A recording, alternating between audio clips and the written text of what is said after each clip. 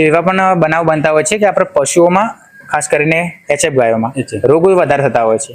તો તમને કોઈ એવું ખાસ આટલા ગારામાં એવું ખાસ પ્રોબ્લેમ આવ્યો કે એચએફ ગાયોમાં આ પ્રોબ્લેમ બહુ વધારે છે? પહેલા શરૂઆતમાં ઘડિયાનો પ્રોબ્લેમ હતો.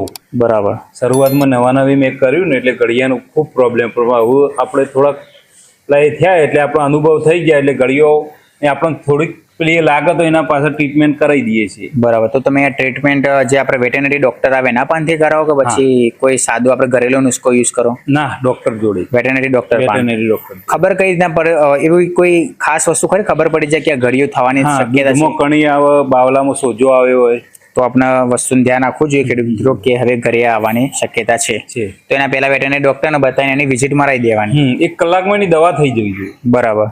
હા, બીજા વસ્તુ એવું બધા આપણે જેમ બનાસકાંઠા સાઈડ છે ને તો બનાસ ડેરી ખુદ ખુલ્લા વાડા માટેની સબસિડીઝ આપતી હોય છે કે તમે ખુલ્લા વાડા બનાવો જેનાથી એમના હલન ચલન થાય તો બીમારી ઓછી થાય. બારે ખુલ્લો વાડો જ છે.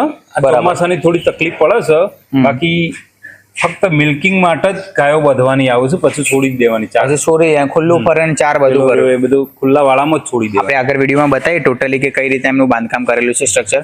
બરોબર. તો અહીંયા આપણે મિલ્કિંગ થાય ત્યાં સુધી અહીંયા રાખવાની, પછી ચારો બારો થઈ જાય તો છોડી દેવાની. ખૂબ સરસ. કે હવે આપણે રૂટીન શું છે?